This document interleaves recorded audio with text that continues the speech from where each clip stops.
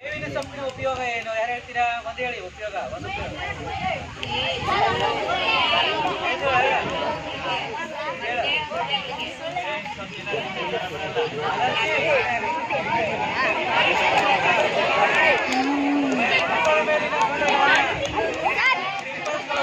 ಯಾವುದು?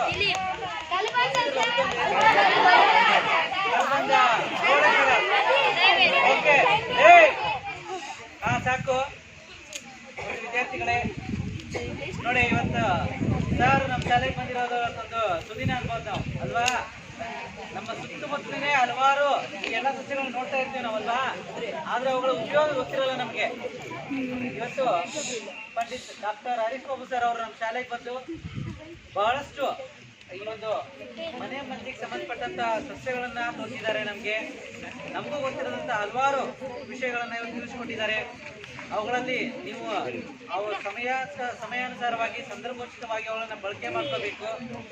ನೋಡಿ, ನೀವೀಗ ಈ ರಾಸಾಯನಿಕ ಪದಾರ್ಥಗಳು ಈಗೇನಪ್ಪಾ ಅಂದ್ರೆ ರಾಸಾಯನಿಕ ಗೊಬ್ಬರಗಳನ್ನ ಬಳಸ್ಕೊಂಡು ಸಸ್ಯಗಳನ್ನ ಬಳಸ್ತಾ ಇದ್ದಾರೆ. ಅದರಿಂದ ಏನೂ ಕೂಡ ಉಪಯೋಗ ಇಲ್ಲ ನಮ್ಗೆ. ಈ ಎಲ್ಲ ಮನೆಯ ಸಸ್ಯಗಳನ್ನ ಸುತ್ತಮುತ್ತಲು ಸಿಗ್ತಾವೆ, ನಮ್ಗೆ ಇಲ್ಲ ಶಾಲೆಯಲ್ಲಿ ಸಿಗ್ತವೆ, ಗರಿಕೆಗಳು ಸಿಗುತ್ತೆ ಹೌದಾ, ನೆಲದಲ್ಲಿ ಸಿಗುತ್ತೆ. ಅವುಗಳ ಉಪಯೋಗ ಗೊತ್ತಿರಲ್ಲ ನಮ್ಗೆ, ತುಳ್ಕೊಂಡು ಹೋಗ್ತಾ ಇರ್ತೇವೆ. ಹೊಂಗೆ ಮರ ಸೊಪ್ಪು ಸಿಗ್ತಾ ಇರುತ್ತೆ, ಅವುಗಳ ಉಪಯೋಗಗಳನ್ನೆಲ್ಲ ಇವತ್ತು ನಮ್ಗೆ ಸರ್ ತಿಳಿಸ್ಕೊಟ್ಟಿದ್ದಾರೆ.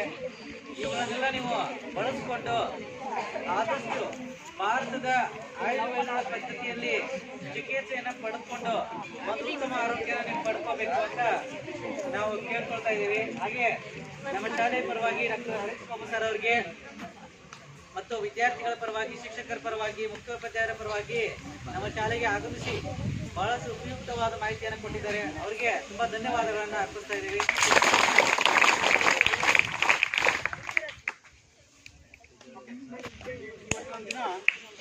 ನಮ್ಮ ಪ್ರೌಢಶಾಲೆಯಲ್ಲಿ ನನಗೆ ಅವಕಾಶ ಪಡೆದಂತ ಮುಖ್ಯ ಶಿಕ್ಷಕರ ಸಹ ಶಿಕ್ಷಕರಿಗೆ, ನನ್ನ ಪ್ರೀತಿಯ ವಿದ್ಯಾರ್ಥಿಗಳಿಗೆ ವಂದಿಸ್ತಾರೆ. ಮಾತನ್ನು ಮುಂದೆ ಜೈ ಶ್ರೀ ಕರ್ನಾಟಕ.